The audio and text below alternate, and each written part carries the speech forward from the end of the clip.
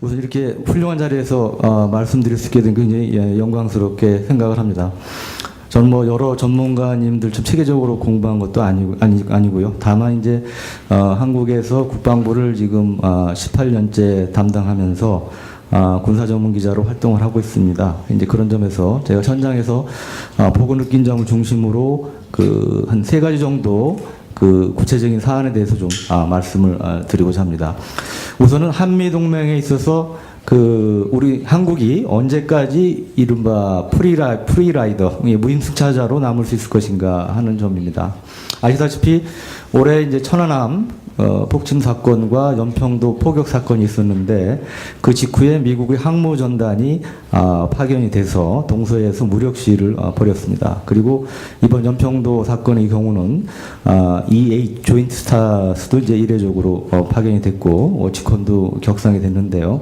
이처럼 한반도 위기 상황마다 미군의 주요 전력들이 이제 급파가 돼서 무력 시위를 벌이곤 합니다.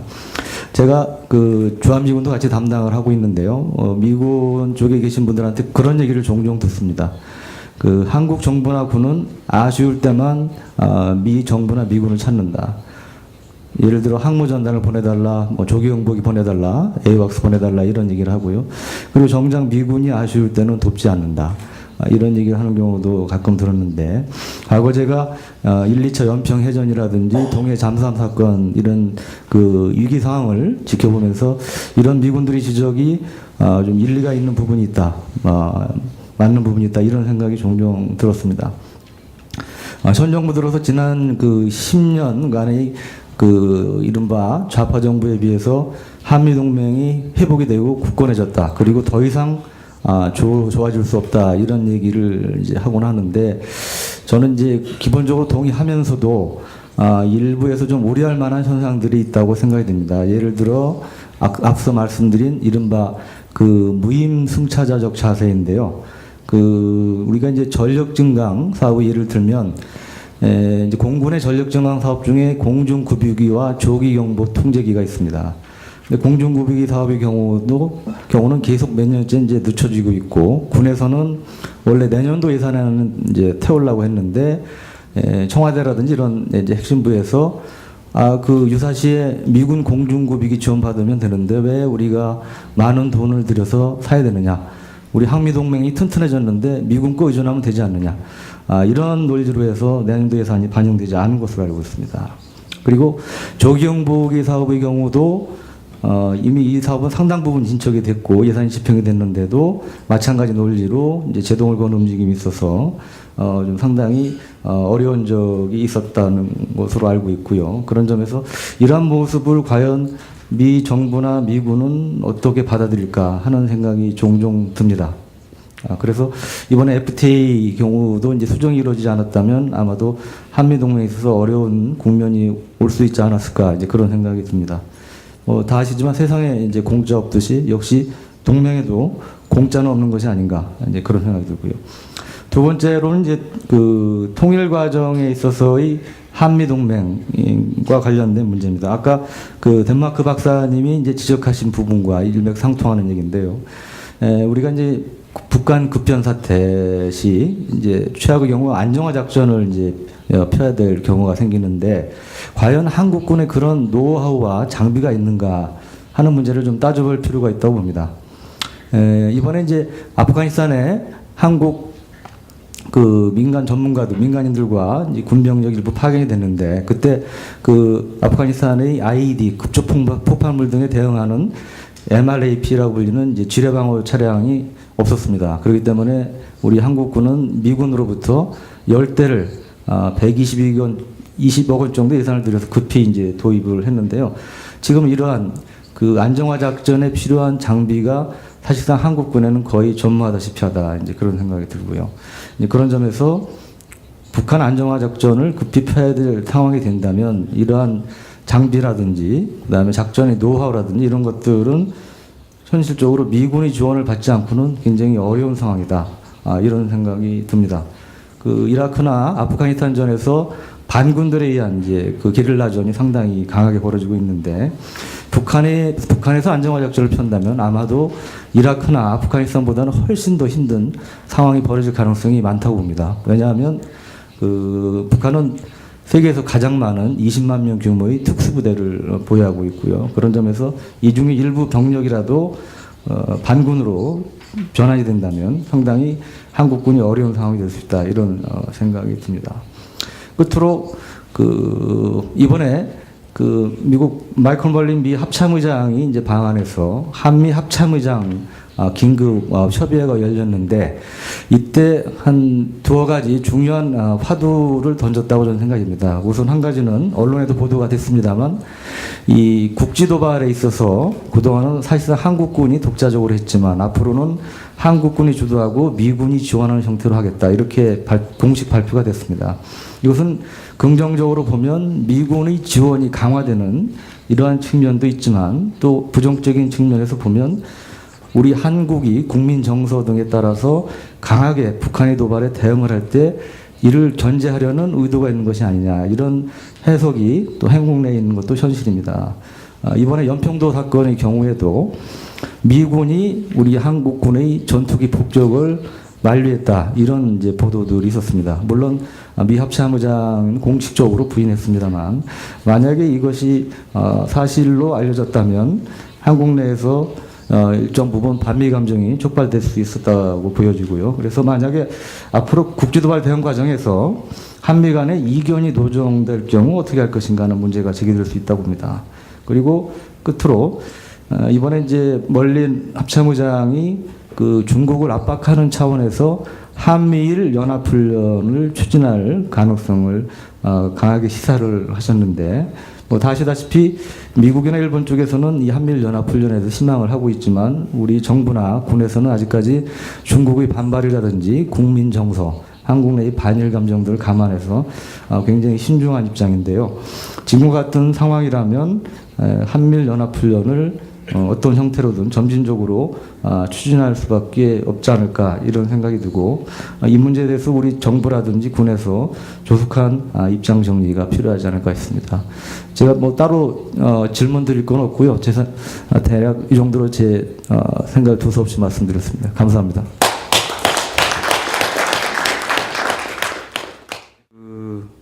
앞에서 세 분의 발표자께서 굉장히 한미동맹의 비전이나 미래에 대해서 포괄적으로 설명을 잘 해주셨고요.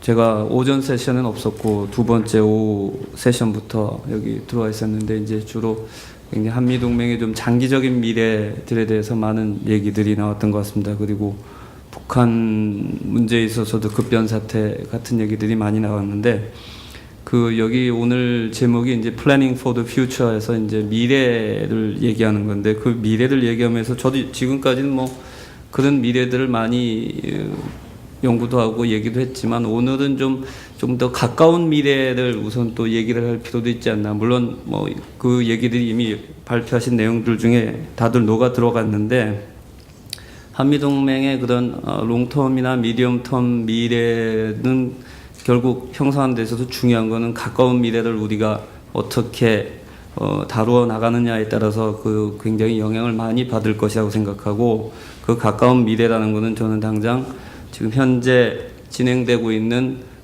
북한의 국지적 도발 같은 것들을 어떻게 효과적으로 한미가 다루어 나가는 것이 앞으로 향후 한미동맹의 미래에도 큰 영향을 미칠 것이라고 생각하고, 그 점에서 저는 이제 가까운 미래를 하는 데 있어서 세 가지를 효과적으로 다루는 것이 중요할 것이라고 생각합니다. 첫 번째는 역시 지금 당장 벌어지고 있는 북한의 도전을 어떻게 우리가 효과적으로 다룰 것인가. 아까 갈라우스키 께서도 발표를 하셨지만, 현재 지금 당장 한미동맹은 어떻게 보면 전면전을 준비하기 위한 식으로 이제 돼 있는 것이고, 유사시에는 60만이 온다 안 온다 본토에서 이런 얘기들을 많이 했는데, 실제로 이렇게 국지적인 도발이 벌어졌을 경우에 우리 유 기자님께서도 말씀하셨지만, 한미 간에 어떤 유기적으로 대응을 할 수 있을 것인가, 이거에 대한, 물론 지금 연합사라든지 우리 국방부 차원에서 실무자들 분께서 많은 계획이 있으시고 그 협의가 이루어지고 있다고 저는 믿습니다. 하지만 우리 국방부, 우리 군 스스로 지난번 2번의 그 국지전 내지는 북한의 도발을 이렇게 대응함에 있어서 그 국민들이 보기에 이렇게 아주 만족스럽게 대응을 했다고는 볼 수 없는 측면이 있습니다. 물론 뭐 그거는 꼭 그 천안함 같은 경우에는 뭐 어쩔 수 없이 당한 사실인데 그 당시뿐만이 아니라도 그 이후 사태를 수습하는 데 있어서라든지 그다음에 이제 국민들과의 이 의사소통을 하는 것에서라든지 이런 문제에서 민군 간에라든지 여러 가지 좀 잡음들이 많이 나오는 그런 모습들이 보인 것 자체가 좀 우리의 대응이 서투른 면이 있지 않았나 하는 그런 걸로 보여지고요. 그러한 도전들이 앞으로 향후 예상되는 북한의 그 도발이 단지 지금까지는 연평도나 이런 식으로 한국군만을 위주로 그 지역에만 그 국한이 됐지만 만약에 혹시라도 한미가 같이 거기에 대응을 해야 되는 그런 상황이 일어날 수도 있는 것이고 그러한 일들이 벌어졌을 때 한미 간에 어떻게 일단 군사적으로 효과적으로 대응을 할 것인가. 두 번째 그 사후 처리를 하는 과정에서 어떻게 우리가 효과적으로 그 서로 의사소통을 하고 협조를 할 것인가. 그것이 어떻게 일반 여론에 비추어질 것인가 등등의 거에 대한 준비를 철저히 하는 것이 좋지 않나 싶습니다. 그런 차원에서는 향후 2년간에 특히 아까 북한의 컬랩스 얘기도 많이 하셨는데 그거 이전에 사실은 당장 김정일의 유고가 있을 수도 있는 것이고 그렇게 됐을 경우에 과연 또 한미의 군사 대비태세는 어떻게 이루어질 것인가 이런 것들에 대한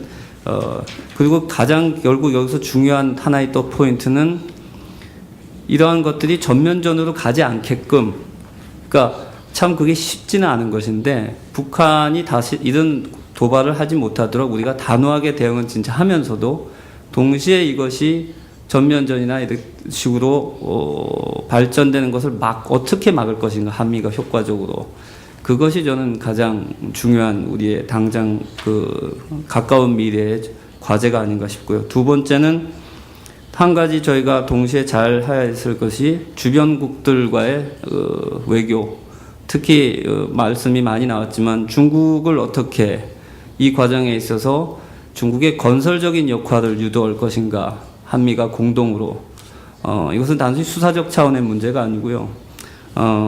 뭐 우리가 통일 이후에 주한미군을 위치를 뭐 중국과의 관계를 생각해서 어떻게 배치할 것인가 뭐 이런 걸 얘기하기 이전에 지금 당장 벌어지고 있는 이 북한의 문제를 갖다가 한미가 어떻게 중국과 효율적으로 의사소통을 하면서 그 과정에서 중국이 가지고 있는 여러 가지 그 태도라든지 이런 것들을 또 우리의 이익과 맞게끔 조화롭게 건설적인 역할을 할 수 있는 방향으로 유도할 수 있는 것인가.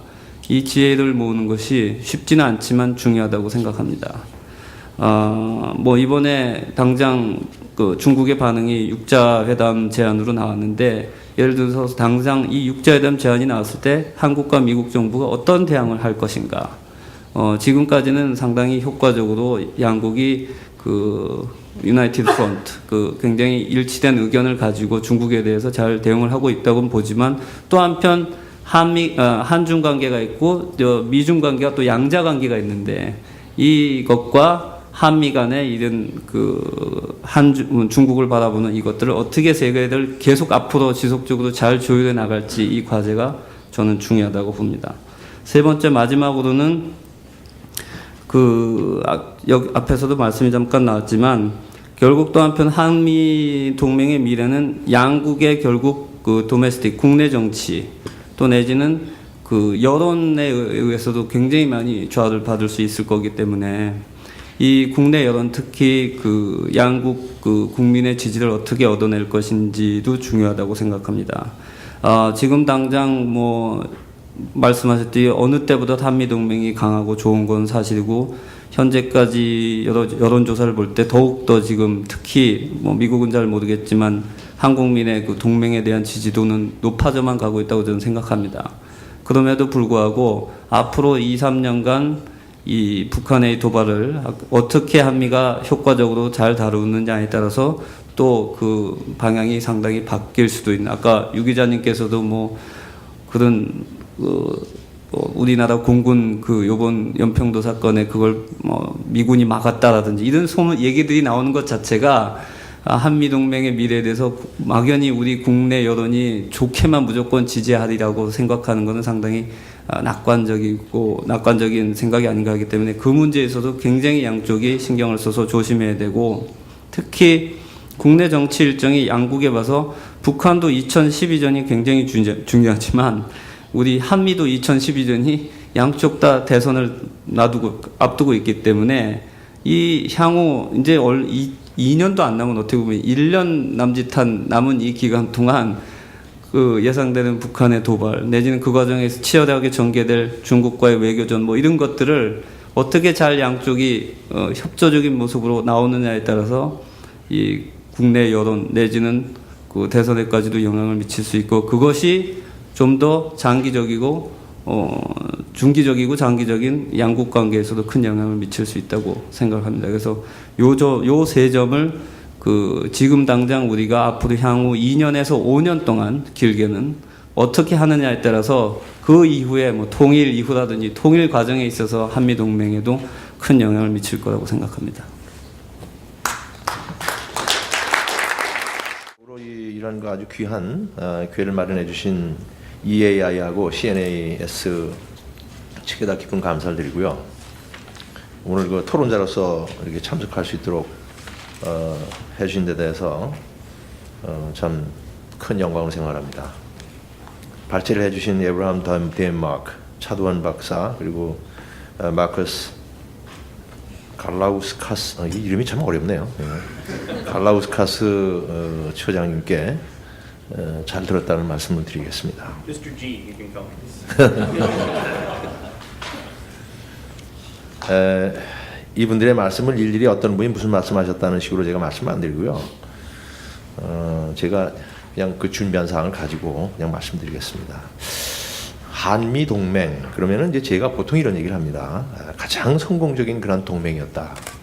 우리 한국 사람들끼리도 그런 얘기를 많이 하고, 또 우리의 카노파트인 미측에서도 이런 얘기를 참 잘합니다.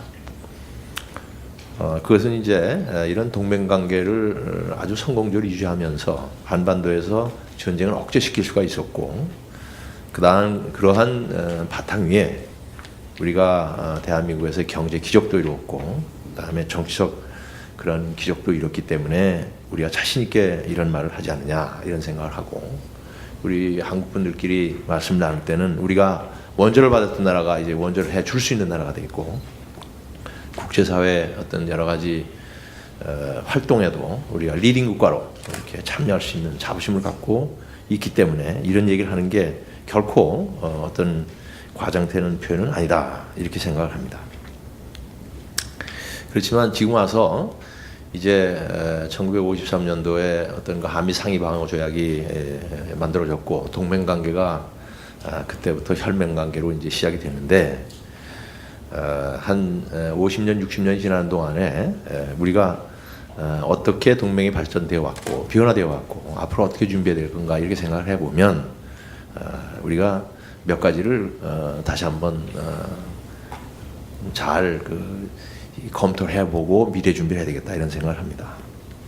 그것이 뭐냐면, 우리가 처음에 동맹관계를 맺을 때는 미국과는 우리는 참 살기 어렵고 힘든, 세계에서 가장 어렵고 힘든 나라였고, 동맹관계가 순수하게 안보 쪽에만 포커스를 맞춘 그런 동맹관계였다 이렇게 생각해 보면 지금 여러 가지가 많이 바뀌었다. 그것은 안보 환경도 바뀌었고, 그 다음에 우리 동북아시아 지역에서의 그 각국의 사정도 바뀌었고, 능력도 바뀌었고, 이런 상황을 우리가 잘 생각해 봐야 되겠다 하는 것입니다. 제일 첫 번째는 유교 당시든지 휴전 협정을 맺을 때 당시에는 북한의 군사력이라고 하는 것은 컨벤셔널 파워, 그러니까 재래식 전투력 위주였었는데, 이제 우리가 주목해야 될 것은 북한이 가지고 있는 컨벤셔널, 언컨벤셔널, 어시메트릭, 그 다음에 WMD 이런 것을 다 가지고 있는, 또 가질 수 있는 북한으로 바뀌었다는 사실 때문에 우리의 군사 동맹 또 위협 대비 이런 측면에서도 변화된 북한의 그런 능력, 군사적인 위협 이런 걸 생각하면서 발전시켜야 된다 이렇게 생각을 하고 있습니다. 그리고 이제 북한 자체가 그때 당시에는 김일성 주석이 아주 권력을 탄탄하게 잡고 있고 그런 상태였었지만 지금은 벌써 3대째 세습을 준비하고 있는 북한의 김정일은 자기 정권 차원에도 굉장히 리스크가 많이 있다. 본인의 건강 상태도 형편없고 또 3대 세습을 하면서 김정은한테 냉기는 과정 속에서도 상당히 국내적인 서포트가 그렇게 좋은 것 같지가 않습니다. 그리고 경제는 북한의 경제는 완전히 도탄에 빠졌다. 이런 생각을 해보면 북한의 정치적, 경제적 그런 그 국내 사정 자체가 6.25를 치룰 때 당시하고는 상당히 바뀌었다는 사실을 우리가 유념을 하면서 우리가 대비를 해야 되지 않겠냐 이런 생각을 같이 해봅니다. 그 또 한 가지는 아까 여러 발제자들께서 말씀하셨지만은 중국이 엄청나게 바뀌었습니다. 6.25 전쟁 때는 막 그 국공합작을 하고 난 다음에 중국 자체도 내부 정리가 잘 안 된 상태에서 중공군이 개입을 했는데 이제는 잘 아시는 것처럼 중국은 세계에서 두 번째 가는 슈퍼파워 국가로 그리고 지역에서의 헤게모니를 잡으려고 하는 그런 욕심이 확실히 드러난 상태 속에 있는 중국을 보면서 잘한 일이든 못한 일이든 한국전을 통해서 맺어진 중국과 북한 관계의 어떤 혈맹 관계를 강조하면서 또 자기들의 전략적 이익을 고려하면서 북한 두둔 편으로 계속 가고 있기 때문에 이 중국을 어떻게 할 것인가 하는 것도 굉장히 중요한 팩터다 이렇게 생각하고 있습니다. 그리고 아까 말씀드렸지만 우리 한국 입장도 굉장히 바뀌었다 하는 상황이죠. 한국이 그렇게 형편없이 못 살고 그리고 우리의 안보에 대해서 의존할 수밖에 없었고 국제사회에서는 별 영향력이 없는 그런 나라였지만 우리가 그중에 바뀐 것이 제법 많다 하는 것이죠. 그 경제 사정을 보게 되면 세계에서 무슨 13번째 가는 그러한 경제 어떤 면에서도 상당히 선진국가로 되어 있고 그 다음에 우리의 그 외교력이라든지 이런 것도 엄청난 국가가 됐다 이렇게 생각해 보면 우리가 이러한 우리의 외교력, 경제력 또 그리고 우리 군사력도 상당히 발전은 돼 있지만은 아직까지도 보완시킬 건 많지만 어쨌든 이렇게 발전된 군사력을 가지고 있는 국가다라고 생각을 하면은 이런 능력을 몽창 합쳐서 세계 속에서 할 수 있는 역할도 굉장히 많아진 그런 상태다 이렇게 생각하는 것입니다. 그래서 저는 앞에서 말씀하신 분들하고 중복이 됩니다만은 우리 한미동맹 관계의 미래를 위해서 어떻게 발전시키고 어떻게 해나갈 것이냐 한쪽에서 네 가지 포인트를 집어서 보려고 합니다. 우리의 한미 군사 동맹 관계는 특히 북한의 변화된 그러한 위협들 더 다양해진 그런 위협에 공동 대처를 해야 된다. 평시작전권이 한국권에 와 있고 그 다음에 전시작전권이 아직까지도 연합사에 있는 것을 생각할 때 우리는 이제까지 국지도발을 하거나 대침투작전을 할 때는 한국군이 하고 정규작전은 한미연합으로 하다 보니까 한국군은 물론 전면전쟁 준비도 했지만은 대침투작전이나 그 다음에 국지도발에만 대응하는 그런 모습이 되었었고 그러다 보니까 한미 간에 복합적으로 국지도발이든지 그 다음에 비정규전에 대비하는 그런 노력은 없었는데 이런 것을 우리가 앞으로 어떻게 풀어갈 것이냐 그리고 비대칭 위협이든지 그 다음에 대량살상 무기에 대한 그런 위협에 대해서 무슨 확장 억제 전략이라든지 이런 걸 하긴 했지만은 이걸 좀 더 보강시키고 발전시켜야 되겠다 이런 생각을 하나 하고요. 두 번째는 이건 뭐 상당히 조심스러운 표현이긴 합니다만은 어떤 특정 국가를 지정하거나 제가 말씀은 안 드리겠고 대신 우리의 한미 군사 동맹 관계가 단순히 북한만을 쳐다보는 것에 포커스를 맞췄었지만 혹시라도 잠재 위협 국가에 대한 것도 어떻게 대응할 것인가 이건 분명히 우리가 생각을 해봐야 된다 하는 것입니다. 세 번째 말씀드릴 것은 이러한 동맹 관계는 앞으로 군사 동맹, 안보 동맹 뿐만이 아니라 좀 더 다양한 그런 그 복합적인 그런 컴프레hensive 얼라이언스에 발전시킬 분야가 어디에 있느냐 뭐 이런 것은 우리가 한미 FTA를 만들 때에도 우리 단순히 안보 동맹이 아니라 경제 동맹도 돼야 되고, 그 다음에 보다 다양화된 그런 동맹 관계를 발전시켜야 될 것이다. 왜? 양국이 똑같은 그런 그 국가적 가치를 추구하고 있고 인권을 존중하는 등 이렇게 생각하고 있기 때문에 이런 그런 동맹을 보다 다양화한다는 것은 자연스럽고 굉장히 의미 있는 일이다 이렇게 생각하는 것입니다. 그리고 어쩌면 더 시급한 문제이긴 합니다만은 북한에서 나타날 수 있는 군사 외적인 그런 위협, 뭐 예를 들면 컨틴전시에 대한 대응 문제, 그 다음에 유니피케이션에 대해서 어떻게 우리가 같이 준비할 것인가, 포스트 유니피케이션 피어리드는 어떻게 할 것인가 하는 등등, 특히 이 분야에 대해서는 에브라임 덴마크 박사께서 말씀을 많이 하셨는데 이런 쪽의 준비도 같이 해야 되겠다 하는 생각을 같이 하는 것입니다. 그래서 제가 한 서너 가지만 하나의 뭐랄까 이제 서제스천식으로 말씀드리면요. 오컨 트랜스포 문제가, 그러니까 워타임 오컨 트랜스포 전시 작전권 문제가 일단 3년은 연기가 됐습니다만은 그 3년 이후에 한미 간의 군사 협력을 어떻게 디테일하게 잘 발전시켜서 이런 더 다양화되고 더 복잡해진 그런 위협에 대비할 것인가, 이런 밀리터리 코퍼레이션 시스템을 정교하게 발전시켜야 되겠다. 이런 것이 하나 제언이고요. 두 번째는 밀리터리 코퍼레이션 스트럭처, 이것도 개선시켜야 되겠다 하는 것입니다. 지금은 Security Consultative Meeting, SCM이라고 그러죠. 양국 국방장관 회담, 밀리터리 커미티 미팅 해서 양국 합참의장과 연합사령관 간의 회담, 그리고 스트래티직 다이얼로그, 그 실무자급에서 있는 SPI 뭐 등등이 있는데 이런 것들을 예를 들어서 어떻게 우리가 안보뿐만 아니라 동맹관계를 발전시키는데 순기능할 수 있도록 발전시킬 것인가 하는 문제가 과제라고 생각을 합니다.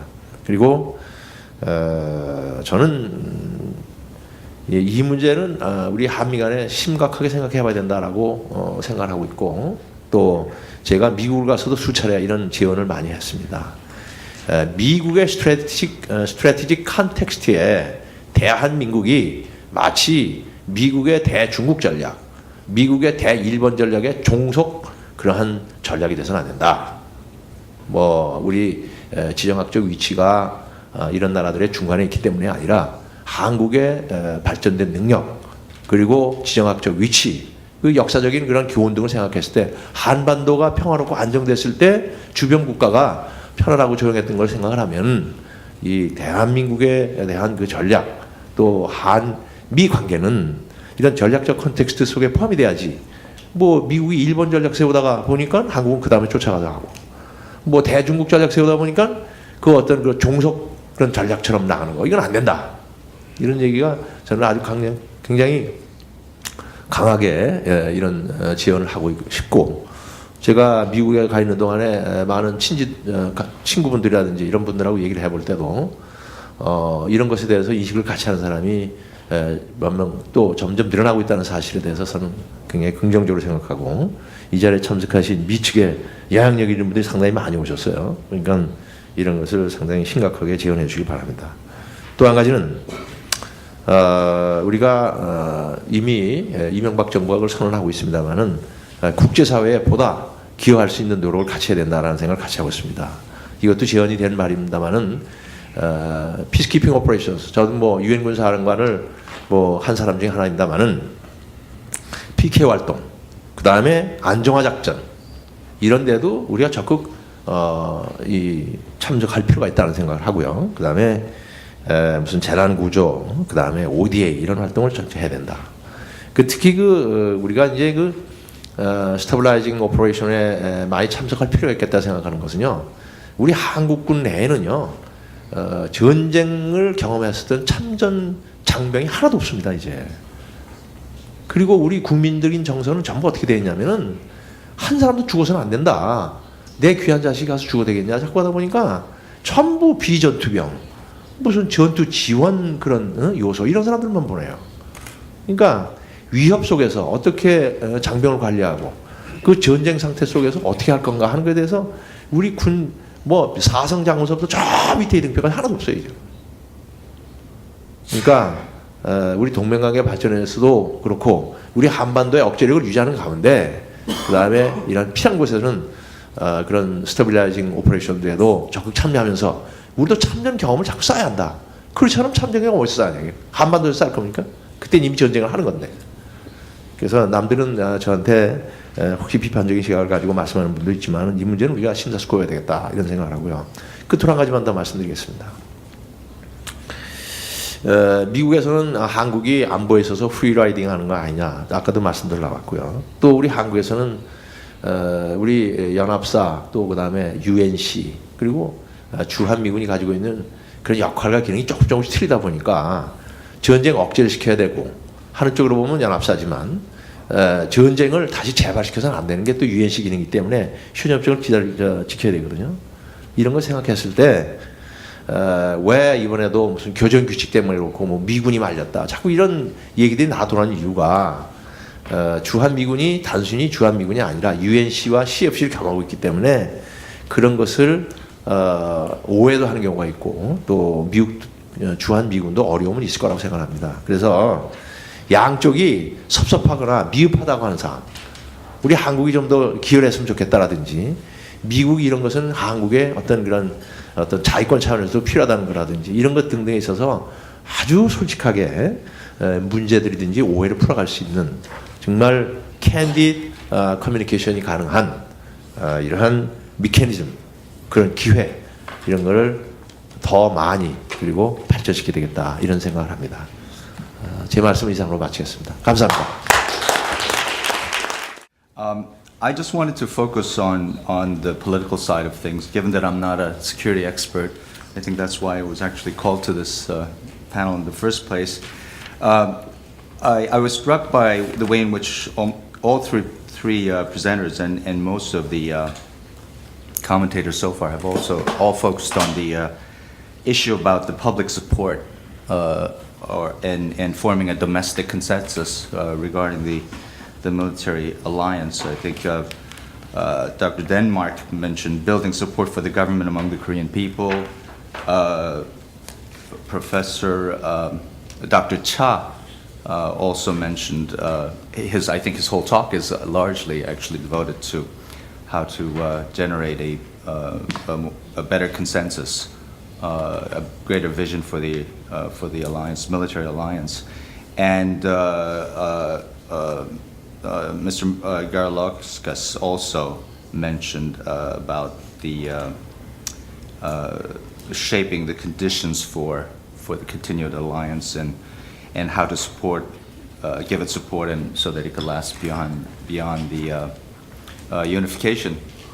Now, I think the reason that so many are focusing on this aspect is because of the lessons that we've learned during the past 10 or so years when we keep saying that the alliance was at its lowest point. But I think that if there's one crucial lesson that we learned, both sides learned, is precisely the importance of domestic public opinion, which at least in the Korean side was never a factor in the past.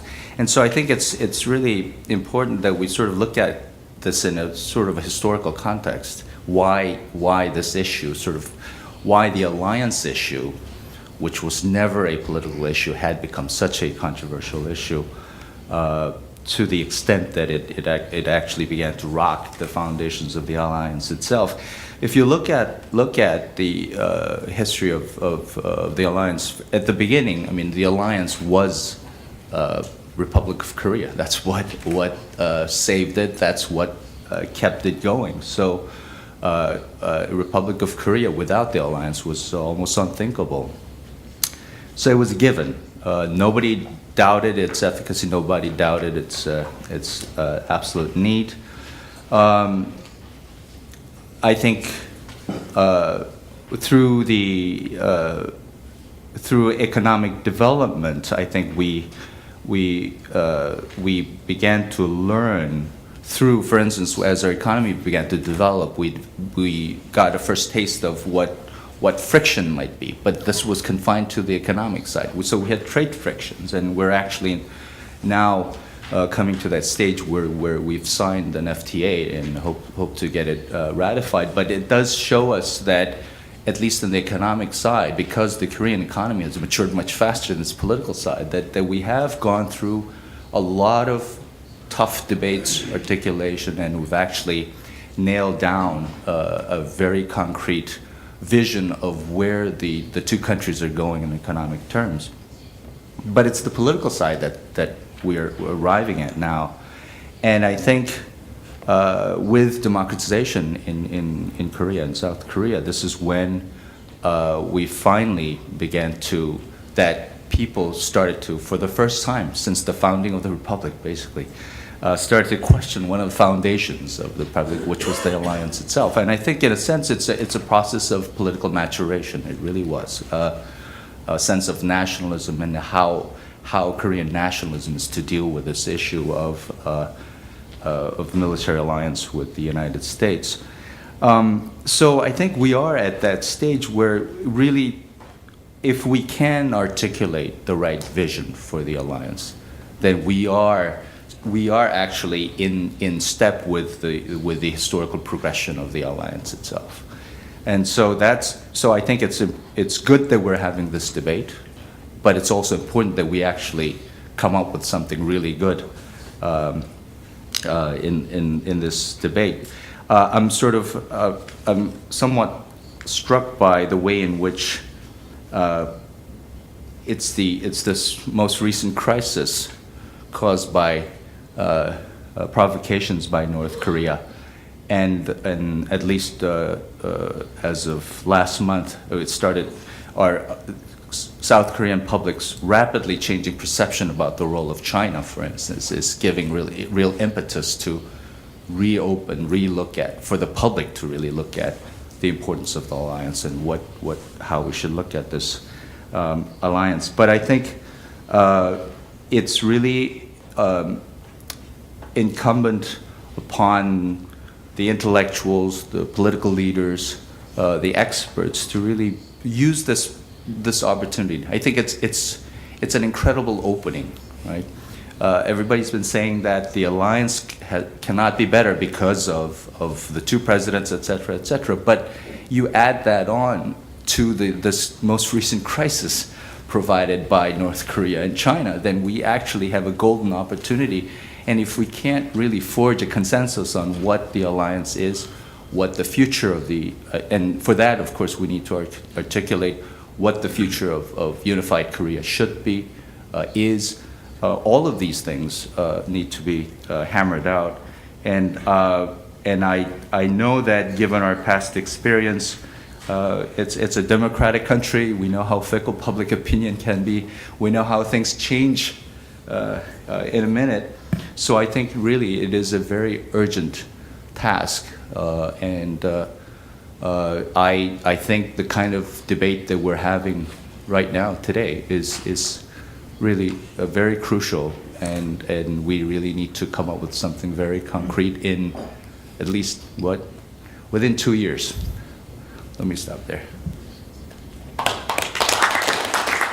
Make three brief points. The first one is that I thought all three presenters made an excellent case for the need and the means for bringing together our short-term, near-term challenges in the alliance with the long-term transformation, change, and evolution of the alliance. And I think that really is a critical need. And so we heard from all of the speakers some of the challenges that North Korea poses, especially in the near term, not just the sudden change contingencies, but what we heard from Marcus in the last presentation, some of the global challenges, for instance, that North Korea poses, challenges that we've read about in recent weeks in terms of their cooperation with Myanmar, Iran, and other countries like Syria, cooperation that you can read about shortly in a report that we're releasing at the end of the month that I've helped to write,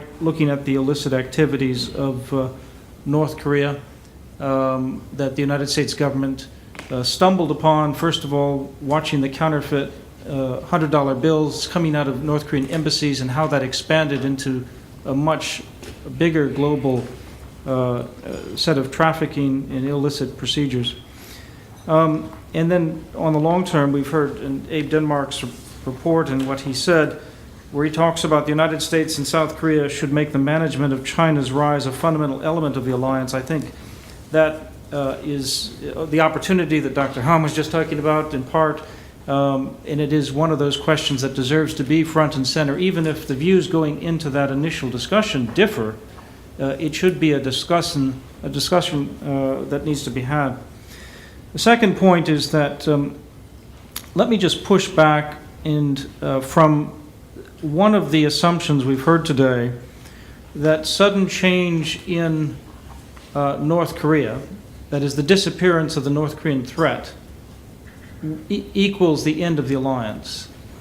I used to teach alliance theory and practice at Johns Hopkins University, and I was teaching at the time that the Soviet Union fell apart. So, of course, all of my students wanted to know why we were still meeting in this course on alliance politics, because surely the alliances, as realist theory had it, the threat disappears, therefore the alliance disappears. This is Stephen Walt and others who sort of made this a cottage industry of alliance politics during the Cold War. But main U.S. alliances did not disappear. In many ways, they were transformed and strengthened. And one of the reasons this was so was because there were other interests that were actually driving the alliance. It wasn't a simple single interest. That's sort of the realist school that Victor Cha was talking about this morning. But it was also the neoliberal institutionalist view, and I thought we would never be talking about neoliberal institutionalism, Victor, at a meeting about the alliance, but it was the infrastructure, the institutions, the norms, the values that were shared, and that's where we really get into this third point, which is the soft power infrastructure of the U.S.-ROK relationship is vital looking out into the 21st century. And it is the kinds of things that Dr. Hahn and others have already talked about: economics, education, exchange. It's working at the community level. Thank you, Pyeongtaek. I mean, it's getting out, though, to the community and having community-based discussions about concerns and issues and insights. It's also bringing in a younger generation to talk about innovation. One of the reasons I'm at the Center for New American Security is because I was so stultified by what I saw going on at traditional think tanks, and I've worked at almost every one of them, to find that what younger people working in tandem with the government, working in tandem with others with more experience, but not necessarily more brain power, could do together to innovate. So we'd love to see an innovative product come out of the U.S.-ROK alliance in the future that could be quite different. It's an opportunity, in other words, not a threat. But it could be towards a global challenge like the environment and energy, green growth economy, or maybe a cure for jet lag at this hour. Thank you. 첫째는 실천적인 면에서 한미동맹에 관해서 말씀드리고자 합니다. 지금 아까 그 얘기가 나왔지만은 저희가 그저께 그 SPI에서 확장 억제 정책 커미티에 대해서 내년부터 본격적으로 가동한 것으로 얘기가 됐고, 또 전략동맹 2015가 지금 현재 한미 간의 구체적인 거에 대해서 논의가 되고 있습니다. 그러다 보니까 포괄적이고 정책적 측면에서 하이 레벨의 한미 동맹은 굉장히 많이 있고, 이런 것들이 전면전을 예방하는 그런 역할을 하고 있다 한다고 생각을 합니다.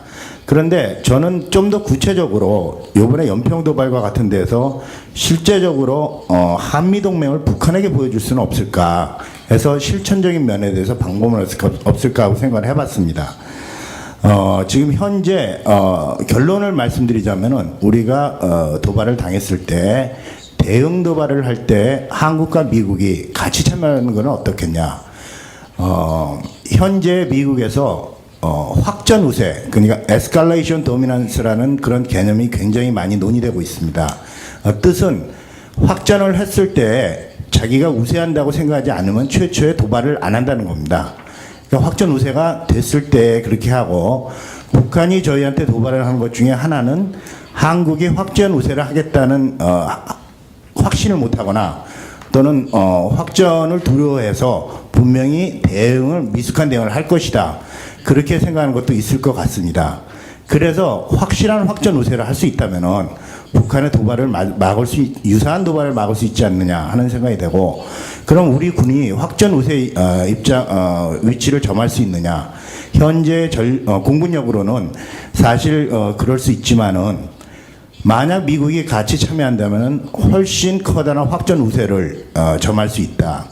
그래서 실질적으로 국제적 도발을 예방할 수 있는 그런 방법이 될 수 없을까 생각을 해봤습니다. 물론 미국은 좋아하지 않을지 모르지만은 한미동맹의 측면에서 가능하지 않을까 하고 생각했고요. 이런 것들이 가능하기 위해서는 지금 현재 평시작전통제권과 전시작전통제권의 법적인 문제 이런 것도 이제 고려가 될 거라고 생각이 됩니다. 그다음 한미동맹에서 해결할 문제점 중에 하나가 저는 위협에 대한 평가라고 생각을 합니다. 이제까지 한국과 미국 간에는 확실한 위협이 있었습니다. 북한이란 위협이었었는데 그런 위협들이 있었기 때문에 사실은 위협에 대한 논란이 없었다고 생각을 합니다. 하지만은 중국이라는 새로운 어떻게 보면은 미국이 생각하는 그런 위협에 대두함에 따라서 이 문제를 클리어하고 가지 않으면은 향후에 상당히 한미 동맹이 굳건해지는데 약간의 문제가 있을 수 있다 하는 생각이 듭니다. 현재 위협 동맹이라는 거는 어떤 동일한 위협을 공유를 해야 된다고 생각을 합니다. 물론 이제 냉전 이후에 나토에서 냉전 이후에 동구 공산권이 몰락을 하고 그러다 보니까는 특정 위협이 없어지고 현재는 어떤 불특정 위협이나 세력을 대해서 동맹을 유지하고 있지만 이런 것들은 한반도의 상황에서는 굉장히 효과적이지 못하리라고 생각을 합니다. 그래서 제가 생각하기에는 중국에 대한 것들을 한미 간에 논의를 해서 실질적으로 위협을 재평가를 해야겠다 하는 게 되겠고요. 그러면서 아까 유영원 기자가 얘기를 했지만은 한미일 연합훈련 같은 게 상당히 논란이 될 수 있고 그런 거에 대한 심각한 고려가 필요하다. 한미일 연합훈련 같은 것은 작게는 동맹의 강화나 확장이 될 수 있습니다. 그렇지만 장기적으로 볼 때는 그것들이 차후에는 동북아에 있어서의 어떤 안보 구도 이런 것도 관련이 있기 때문에 우리가 차제에 제기된 상황에서 충분한 검토가 있어야 된다고 생각하고요. 마지막으로 한미동맹이 지금 결정적으로 변화하게 될 게 2015년이다. 앞에서 말씀드린 것처럼 전자권 전환이 그때 이루어지는데 그때에 비해서 아까 차대현 박사가 얘기를 했듯이 우리가 전력과 또는 능력에 대해서 확충이 연기 이전에 계획된 대로 시급히 이루어져야겠다. 우리가 현재 능력에 있어서는 여러 가지가 부족합니다. 하드웨어 측면에서는 무기체계 특히 감시, 정찰, 조기경보 이런 게 굉장히 부족하고요. 그러다 보니까 연평도 사건 같은 데서 봤듯이 우리가 C5ISR 자산 같은 걸 제대로 쓰지 못하는 그러한 일이 발생하고 또 소프트웨어 측면에서는 우리가 작전 계획을 수립한 일을 오랫동안 미국 또는 연합사가 맡아왔기 때문에 한국 독자의 능력에 있어서는 조금 뒤처지지 않나 생각이 되고요. 그런 것들이 2015년까지 기다릴 것 없이 우리가 2012년에 전자권 전환을 할 때처럼 지금 생각을 해서 차근차근 계획대로 해야 되는 게 필요하지 않나 생각이 됩니다. 이상입니다. Quick points. The first is, alliances. I mean, for the longest time, particularly during the Cold War, we always thought of the primary driver of alliances being threats, right? As Patrick mentioned. And then at the end of the Cold War, the literature moved in the direction of seeing not threats as the primary driver of alliances, but values. The extent to which common values existed was one of the key factors that allowed alliances that were organized against threats to continue after the threat. And I think as Chebong and others have mentioned, now a lot of people look at populism and domestic politics as a very important factor in alliances, and that is certainly the case in the U.S.-Korea alliance. On the U.S. side, I would say that one of the challenges for the longer term in this alliance relationship are many of the things that that I'll just say Marcus. How about that? That Marcus referred to. But we did a study in collaboration with the Chicago Council on Global Affairs, where we actually polled the American public about their views on the alliance. And it was a decent sample size. It was twice what the Gallup poll uses. We looked across all age groups, education levels, party affiliation. And one of the main findings that we came up with was that American views of the alliance long term was greatly influenced by whether Americans had any pre-existing knowledge of Korea at all. Not the pluses and minuses of the alliance or anything, but just any understanding of Korea at all. In general, Americans have scored very low on basic knowledge questions, right? Basic knowledge questions about, do you know that Korea is a democracy? You know, I think it was 45% coded Korea as a liberal democracy, as opposed to, you know, dictatorship or authoritarian. So basic knowledge levels are very low. But if you have Americans who know something about Korea, know that it's a democracy, open market, market democracy, then support for the alliance long term, after unification, military alliance, goes up to like 80–85%. Without that prior knowledge, it's very low. Same thing with the FTA. Support for the FTA among Americans generally was about 40–45%. But if you cross-tab the data and you ask, you know, what if Americans knew something about Korea as an open economy and as a market democracy, support for the FTA went up to 78%. So I think one of the challenges is just basic knowledge about Korea among Americans will greatly affect sort of long-term views of the alliance in very positive ways. The last thing the question I would ask of our presenters is, I understand the full range of things that the United States and the ROK need to prepare the alliance for in the future. But my basic question is, and maybe I missed it in the fog of jet lag, but the one question that I didn't really hear answered was how well this alliance is going to manage and adjust to you know, the possibility, or some would say the reality, that North Korea is a nuclear weapon state. You know, this alliance was really built to deal with a conventional military threat from the North. It wasn't built to deal with a nuclear weapon state in North Korea.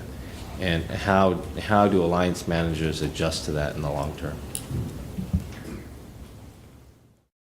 First off, I'd like to say I agree with Dr. Hom that this is absolutely a window of opportunity. That's a good way to view this. I know a lot of us have actually alluded to that idea today, and particularly the idea that what we are dealing with right now in this recent North Korean violence against Iraq is really, it is in many ways a litmus test in the alliance, and how we deal with this will have long-term ramifications.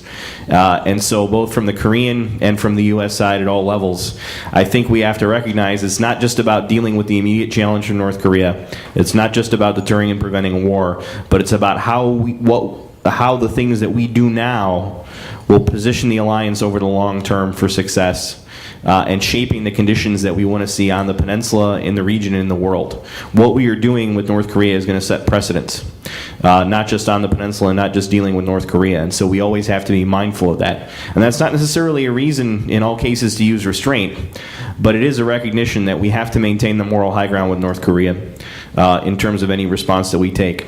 We have to be strong, but we have to recognize that there are long-term implications to anything that we do. And this directly relates to the whole question of, you know, localized conflict versus full-scale war that we've been dancing around. We are moving toward a construct that is designed to have a seamless operational control from the normal armistice conditions through any kind of escalating provocations to war. And that is where we're going to be in 2015. In the meantime, we are going to adapt as an alliance as we have been doing. but ultimately the construct that best positions us to deal with the full scale and that whole process of how a situation could escalate from war and how or escalate from provocations to war and how we manage that is really what we are moving toward in Strategic Alliance 2015 with the transfer of operational control in wartime and, of course, right now in peacetime as it exists, or not peacetime, in armistice under the Republic of Korea. Now, on the question of the military cooperation after OPCON, and the role of the MCM and SCM, of course, are critical. But I think alliance coordination beyond the MCM and the SCM, particularly the fact that we've already had one precedent setting 2+2 here, the 2+2 being State Department of Defense from the U.S. side and MOFAT and M&D from the ROC side. That should be a model as we move forward, and maybe the additional pluses need to be added, particularly, of course, as I keep emphasizing, the role of the Ministry of Unification in the alliance is absolutely critical as well. Now, a couple of final points here. I know Victor had a question on how we're going to adjust as we see North Korea's nuclear capabilities increasingly revealed and developing, of course, over time. And I'd say we're already beginning that adjustment, and particularly the Extended Deterrence Policy Committee is a really good example of that. But of course, the alliance is really built on this idea of deterring North Korea, coming from ROC intelligence and sitting side by side and reconciling them and trying to figure out what they mean. And that two plasma screen model that I talked about earlier, gosh, I wish I would have had two screens here today so I could have had the Hangul and the English up at the same time. That model has got to apply across the board in the ROC U.S. alliance, and we have to be willing to put our cards on the table, not just in how we view the threat in terms of detail, not just the bean count as we talked about earlier, but then also the implications of what that means. And what I will say right now is I think analysts in the intelligence community and outside of government are very good at kind of laying out, you know, the threats, the challenges, the problems. But then it becomes very sensitive in terms of discussion once you get to a policy level of what do we do about it, and then that makes it to the point where we want to then restrict what we're willing to talk about in terms of threats and challenges. And I think we need to put our cards on the table. We are, as the saying goes, all big boys and girls. This is a mature alliance, and we shouldn't be afraid about getting into some of these contentious discussions about what are threats, what are challenges, and what are the best ways to deal with them. And the more open and transparent, and the more often we can put those two plasma screens side by side and look at what is the American view, what is the Korean view, the better. And I think that the intelligence community model is really a good place to start, and then just expanding that focus through the entire government, and then of course to the larger discussions that take place outside of government. Thank you. 질문으로 들어온 상황에 대해서 얘기 드리겠고요. 두 가지 그 이외에 코멘트에 대해서 제가 느끼는 바에 대해서 말씀을 드리겠습니다. 핵을 가진 북한에 대해서 어떻게 한미가 대응해야 되느냐. 아마 제가 아까 그 대량 살상 무기 문제에 대한 대응 문제, 그리고 직설적으로 쓰기가 그래서 인식에 대한 갭의 차이의 문제에서 언급한 바이지만, 기본적으로 한국인들은 한미 양국이 이미 북한이 어떤 상황에서도 핵을 가지는 것을 받아들이지 않겠다, 용인하지 않겠다라는 것을 합의한 것으로 믿고 있고요. 현재 비핵화 문제에 대한 한미의 정책 방향이 그리하리라고 생각을 합니다. 그렇기 때문에 완전한 핵능력 해체 이전까지 잠정적으로 북한의 핵위협을 관리하는 일이 있을 수 있더라도 북한의 어떠한 핵능력도 기정사실화하는 조치가 한미 간에는 취해지기 어려울 걸로 생각을 하고 있고요.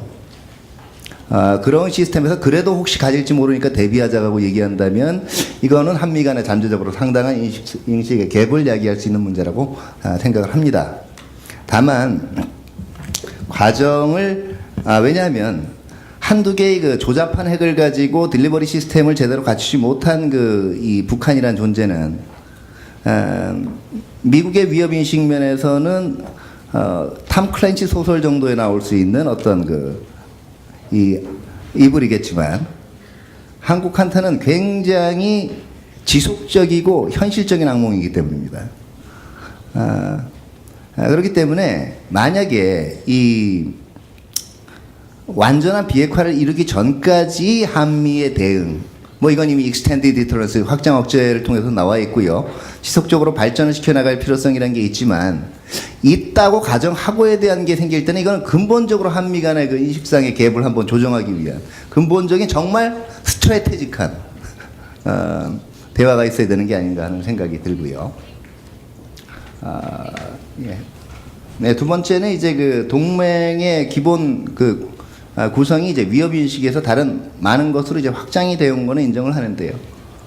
그렇다고 해서 동맹의 본질이 군사적인 협력과 위협 인식이라고 하는 근본적인 속성이 바뀐 건 아니라는 겁니다. 다시 말해서 군사 협력과 공통의 위협 인식이라는 것이 이제는 동맹의 전부는 아니지만 새로운 시대도 여전히 굉장히 크루시얼한 부분 중에 하나라는 것이죠. 만약에 우리가 그렇지 않고 일반적인 국가 이익이나 밸류만 가지고 얘기할 때는 굉장히 가까운 바이러트럴 릴레이션십이랑 얼라이언스를 구분할 수 있는 방법이란 건 굉장히 모호해집니다.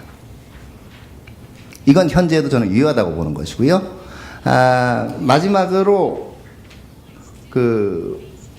떠오르는 중국이라는 문제를 어떻게 관리할 것이냐에 대한 미래 동맹의 문제도 나왔는데 옳은 문제라고 생각합니다. 그러나 이 경우에 떠오르는 만약에 모든 분들이 지금 동의하신 것처럼 미래의 동맹이 단순한 군사 협력이 아니라 정치 경제적인 포괄적인 분야에서의 협력까지고 또 위협보다는 가치와 또 공통의 대의를 중심으로 하는 동맹이라면 떠오르는 중국을 어떻게 다룰까의 문제도 중국의 군사력이 확장되고 있고 이런 데 대해서 한국의 협력에 대한 excessive expectation보다는 어떻게 하면 중국의 그 건설적인 컨스트럭티브 롤을 유도할 수 있는 데 있어서 협력이냐 이것이 전체적인 논리 구조상 오히려 맞는 얘기가 아닌가 개인적으로는 그렇게 생각을 합니다.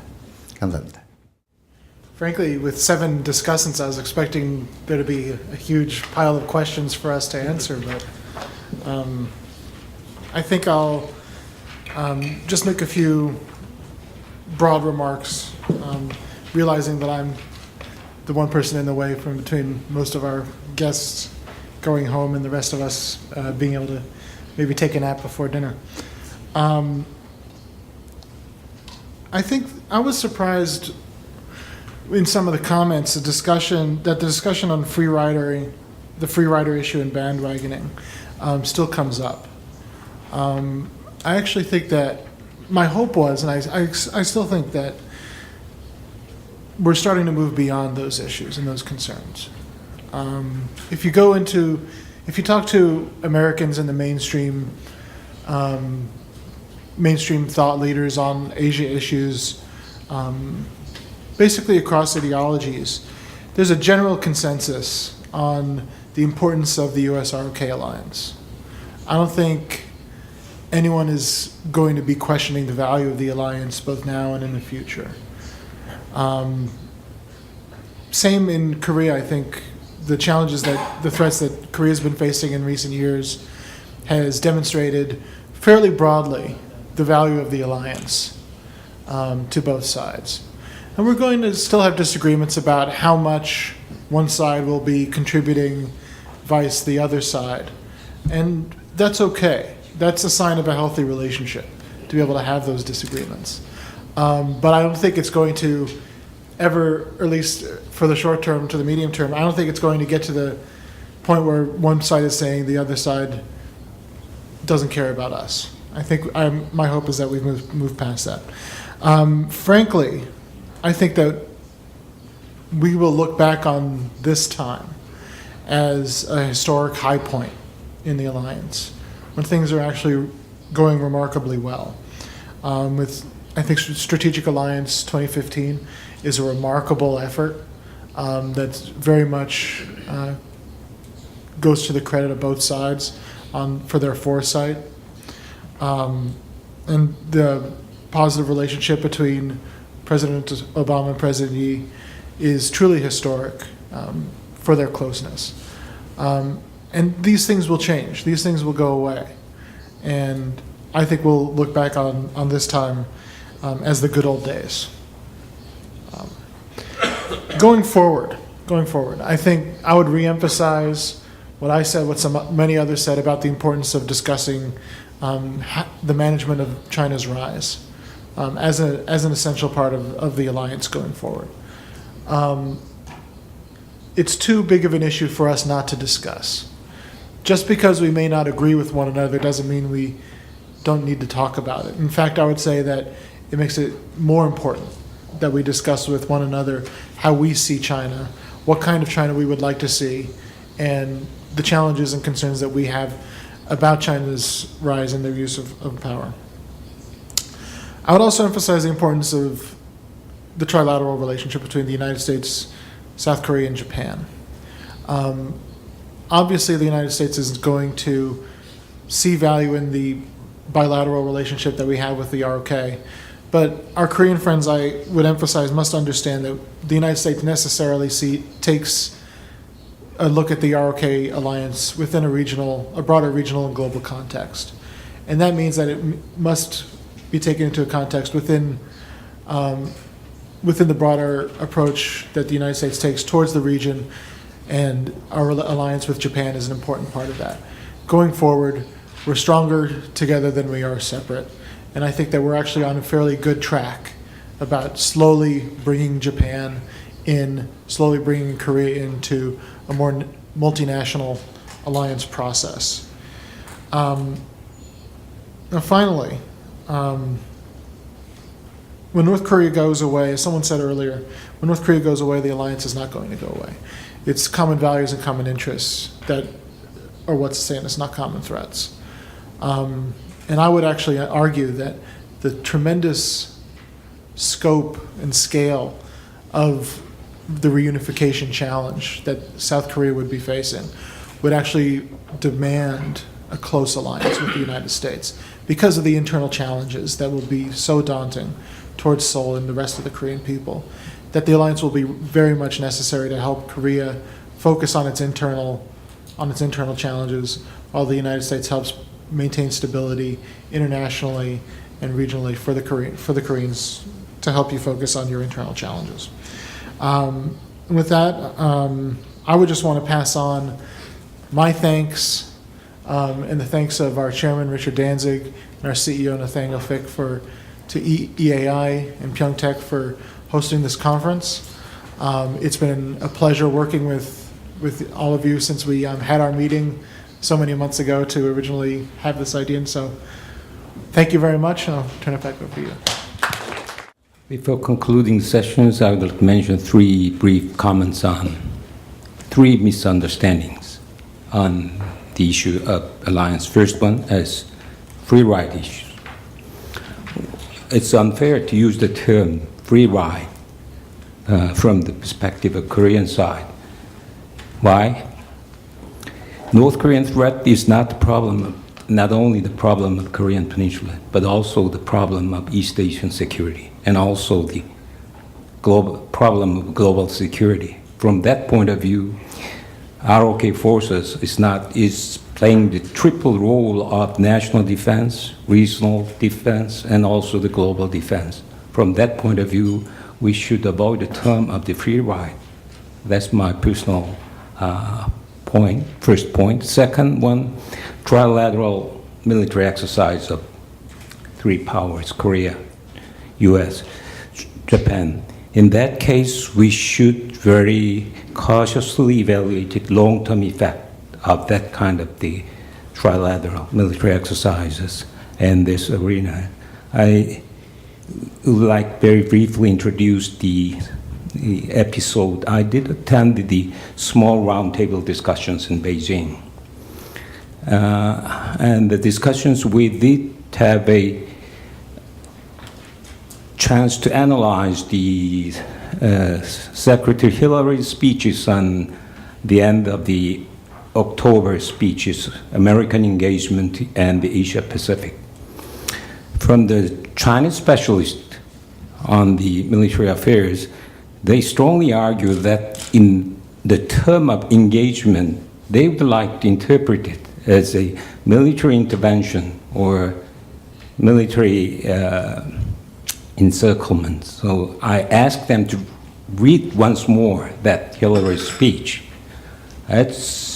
If you read very thoroughly Hillary's speech, it's much more based on the G2's summary is much more related with the transformations, and it's rather than the much more complex participation rather than the simple military interventions or containment, something like that. However, it's the reality of the current situation. So when we do the trilateral military cooperation, military exercise, we should very keenly aware of that kind of response from the other partners in this arena. It's also the same cases of the Japan. Will it be really the positive impact of the rising role of the Japanese military capabilities? It's a very tricky question for us to evaluate it for the long-term perspective, peace and security in this arena. And final words, and the future format of alliance between Korea and U.S. Although Korean Peninsula is now experiencing the difficult period because of the North Korean shelling the Yeonpyeong Island. In spite of that, I would rather argue for the 21st centuries of the alliance format between South Korea and the United States should be much more complex alliance system, which is a combination of traditional Cold War type and also the post-Cold War type alliance format. So it should be developed. It should be transformed into much more sophisticated, complex alliance formations. That's the final point. Thank you, all of the presenters and discussants. Thank you very much.